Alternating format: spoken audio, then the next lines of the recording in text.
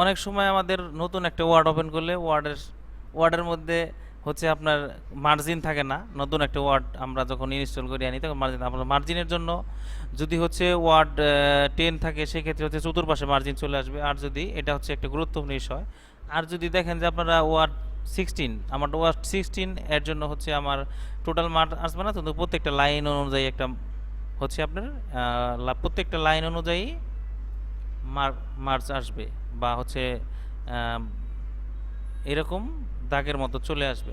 তো এখন হচ্ছে আমরা দেখি কীভাবে আসবে। জাস্ট ফাইলে যাব, ফাইলে যাওয়ার পর অপশানে ক্লিক করব, অপশানে ক্লিক করবে দান হচ্ছে এলো অ্যাডভান্সে চলে যাব। অ্যাডভান্সে যাওয়ার পর একটু স্ক্রল করব, স্ক্রল করার পরে দেখেন এই জায়গায় আছে শো, আমি এটা show drawing and text border scan দিছি এটা।